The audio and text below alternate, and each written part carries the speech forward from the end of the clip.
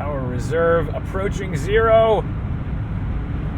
Welcome back, I'm Tedward, and today we're driving a 2008 Rolls-Royce Phantom. This is the absolute top dog from the brand, and this is when BMW really started to make their mark. Now, although this chassis is not a BMW chassis, it is a Rolls-Royce chassis, it's powered by the N73 naturally aspirated V12 from BMW, which you'd also find in the 7 Series. But unlike the Wraith, which is based off of a 7 Series, this genuinely does not feel like a BMW. This really has the most opulent, luxurious, soft driving experience I think I've ever felt on the road. And I've been daily driving a Maybach 57 for the past 10 days, and that was directly competing against this Phantom, and you start to get an idea of why Maybach failed. But there are things about the Maybach that I like that I don't get here. But first, let's unlock it, and then we get our beautiful Spirit of Ecstasy popping out of the hood, which, in the event of theft, if we lock the car,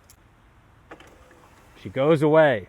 The first thing you notice about the Phantom is its size and its proportions, and this is the Tungsten edition, meaning that we get the darkest tungsten paint, we get these special 21-inch wheels, and of course the Rolls-Royce center caps, which never move. They always stay in the proper orientation. And then we have a brushed aluminum or aluminium bonnet, which is really cool. We'll get under there in a minute and I'll show you that, but probably the coolest thing about this car, the coach rear doors.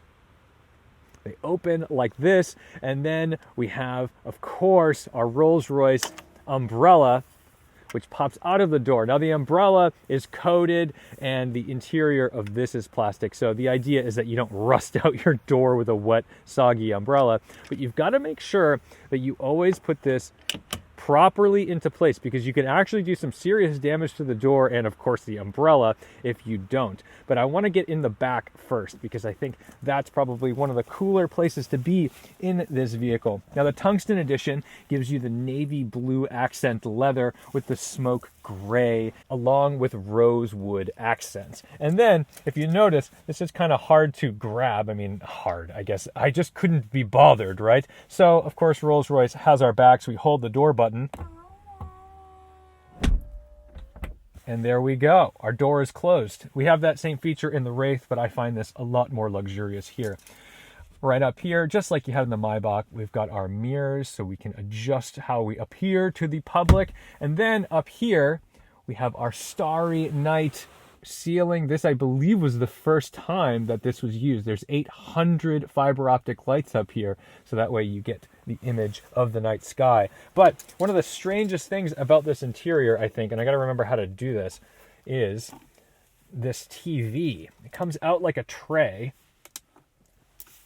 and then this folds up like so. So that way you can watch your television back here. And down here you've got your heated seats and of course your headphone output down here. Cup holders, of course, but no refrigerator in this Phantom, so that's a point for the Maybach. But you may also notice this is a fairly normal and not outrageous rear seat. It's a bench, and we have, you know, our armrest and everything, but I've got to say the rear of the Maybach seemed more special to me. I just don't think it should be overlooked that although the Maybach didn't beat out the Phantom, it did have luxuries that the Phantom maybe didn't have, or at least didn't have for the money. I wish these doors also power opened, but they do not. Soft close, of course. I don't know if you can see this, but on the windows, they're actually heated. So you can see the heating element in the windows. So you'll never have to worry about ice on there. The C-pillar is just outrageous, but that's because your head is sat right there. So that way, folks aren't necessarily seeing you as this is coming through because you'd like your privacy. Around back, I love the way this rear end kind of tightens up. It gets narrow back here. We've got special exhaust tips for the Tungsten edition, and then our insanely powerful piston-operated trunk, which I guess is moving a little slowly right now, opens to show our beautifully navy blue carpet-lined trunk. And of course, we've got our original window stickers. So base price on the Phantom in 2008 was $340,000, and the Tungsten edition cost $37,000. So this one, all in, I believe the MSRP is just a hair under $400,000. Under the hood, we've got this great BMW naturally aspirated 6 3/4 liter V12,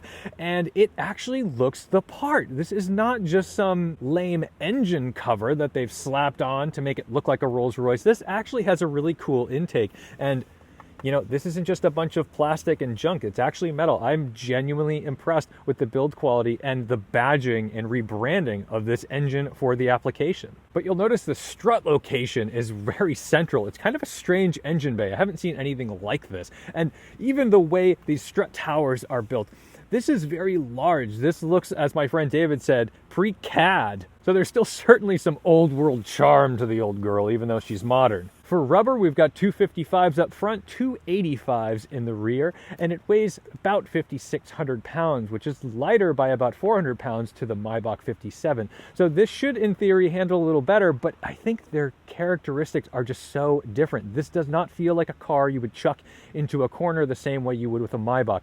It's all relative, of course, but I do feel that this is much more of the waft along the country road sort of car, as opposed to the Maybach, which is an Autobahn burner. In the cockpit, things are very simple. We have our power reserve percentage as opposed to a tachometer, our speedometer, and our fuel and coolant temperature. But we also have this beautiful Rolls-Royce clock, which at the press of a button turns into a screen for our cameras and our iDrive, which iDrive, and with 2008 BMW technology, I've got to say I'm a little disappointed that this does not have comfort access. To start the Rolls-Royce, we have to put the key fob into the slot, and then we use our start-stop button. Fire straight to life with our power reserve gauge going to near 100%. Window switches and mirror adjustments are very simple on the door, but then for seat controls, you actually come in this little cubby and you select which part of the seat you'd like to control with your joystick. Kind of interesting. A bit of storage here for your things, but otherwise, you know, as a driver, this is fairly simple. I do feel like the seats are simple for the money. I don't have massage chairs, which normally isn't something I'm complaining about, but at $400,000, you might expect it. Now, unfortunately, there's no star fiber optic ceilings on the driver's side that's reserved just for the rear passengers, but we do have some interesting things here. This is interesting because this allows you to make phone calls, I guess, from this area. I don't really know how that all works. Then your iDrive control, ready? As that pops out, that turns over, and now we have access to our navigation. But seeing as how I don't really need that, and I would rather stare at a beautiful clock, we're gonna flip that back around. Now, down here, we have our lower glove box and our upper glove box for storage. And here we can control when and if our Spirit of Ecstasy emblem disappears. With our foot on the brake, we can release our parking brake, which is a button down here. Just press to engage, press to disengage, and then our stalk for shifting, pull, and down, we're in drive, and we can release our brake. Off we go. I have checked that this bridge can handle the massive size of the Phantom, and we should be just fine.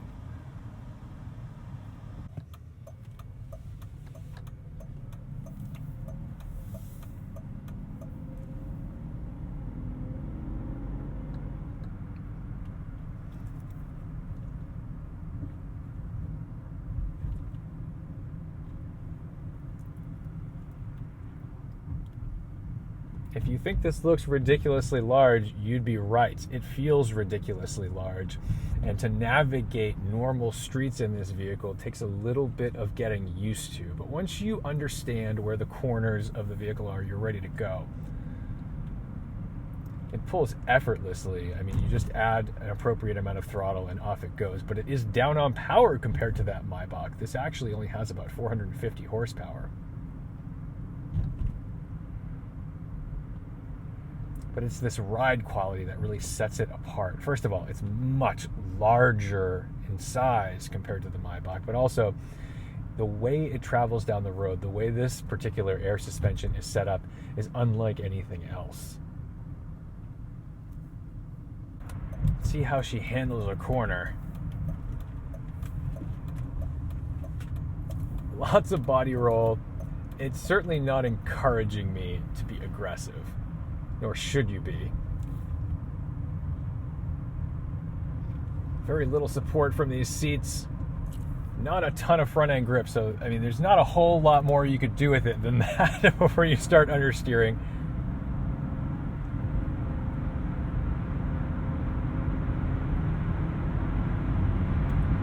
Power reserve approaching 0.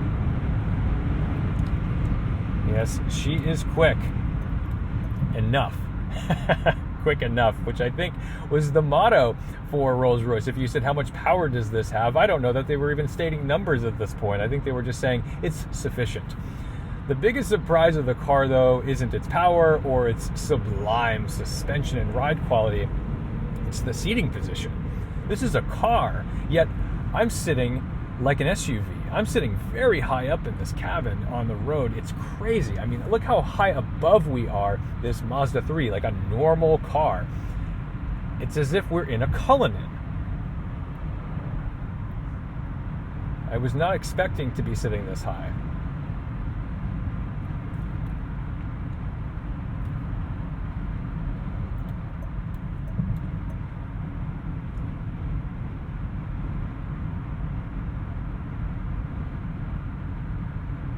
On the highway, though, I can't tell you what RPM we're at, but we're just cruising along nicely. And I think this car wants to be at 75, 80 miles per hour. That's a happy place for it. Reasonable fuel economy, and of course, great comfort as always. But the Maybach seemed to want to go a little faster. It wanted to be egged on with that twin-turbo V12, whereas this NA V12, while it's got plenty of torque down low, and luckily we're not waiting for any intake pressure to be built from the turbos, it does feel like it's got a happy place here at this speed. And everything about the car just feels like it's kind of at its homeostasis here. I can't imagine it's very aerodynamic with this giant brick of a front end, so I feel like the fuel economy would drop off precipitously as you increase your speed. But even though inside we've got a lot of old world charm, it can even be a little stuffy, if we're honest, compared to its German counterparts, even though this is a BMW-owned roller. It drives really well. There's no play in the steering, so it is very precise. And as a driver, I genuinely appreciate this vehicle. It's really easy to get into, and once you get used to the size, you can place it where you'd like. You've just got to be smooth, and it does reward smoothness.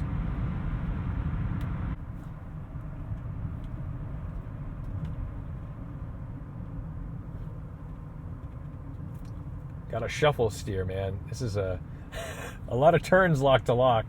I've got great visibility out of the cabin, but something that's interesting too is that this rear view mirror, it actually distorts the image a bit, so things look stretched out. You don't notice it like right now, but if there's a car behind us, you'll notice that it looks a little wider. It looks like it's been stretched.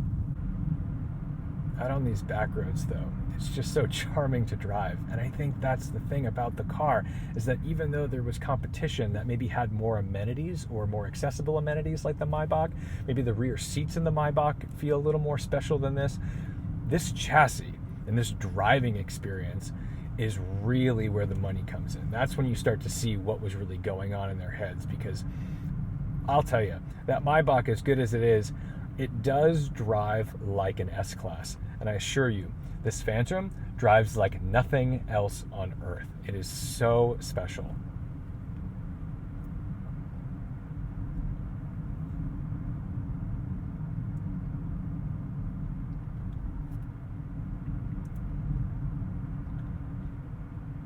As we coast down the street, we're looking out over this giant hood, or bonnet if you will, at the Spirit of Ecstasy at the end, and you're just always reminded that you're in something completely opulent and outrageous because of that emblem, because of that ornament. And people are quite aware. This car is not subtle. It is not for the wealthy who don't want to be seen. This is a statement, a bold statement. And even though depreciation has probably cut its price and more than halved it, it still is worth a pretty penny, and anyone who can afford to maintain one and keep it on the road, man, that is special.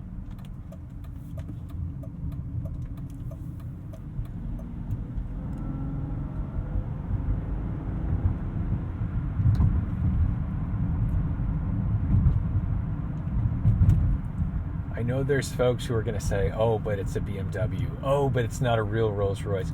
But this car sort of saved the brand, because Rolls-Royce at the time, in the early 2000s, the late 90s, when BMW was coming in, this was not the luxury winner of the time. I mean, the Silver Spur from 1999 feels quite dated. And if you want to get into a Silver Seraph and then into this is the car that really changed the game. And it's incredible because you get that beautiful marriage between a BMW powertrain and electrical and computer know-how, formed with just the most outrageous chassis. This is really special.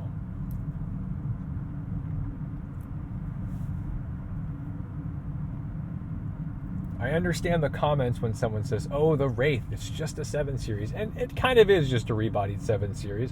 This really, I gotta say, this does not feel like a BMW.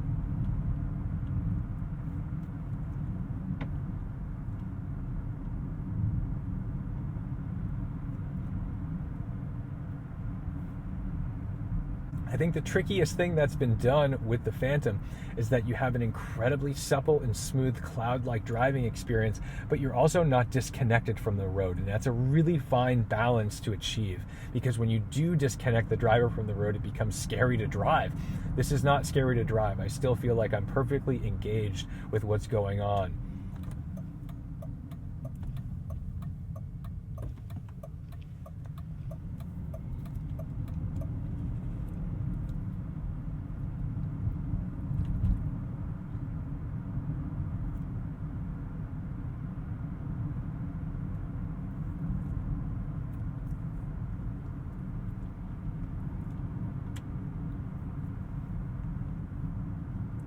I hope you've enjoyed the time with the Phantom as much as I have. This is really something special. I feel like I need to go pick people up and go somewhere fancy, but then again, I'd be afraid to park it anywhere because I don't want anyone to breathe on it, let alone bump their door into mine. So thank you so much for watching, liking, commenting, and subscribing. Don't forget to respect the drive, and I'll see you in the next one.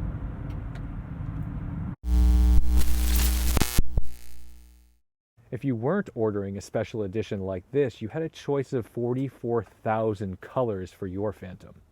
The steering wheel design's fantastic. It's unbelievably thin and it's quite wide, but also the little indents down here, which are normally reserved for 10 and 2 on every other vehicle, are down here because this is an underhanded driving experience.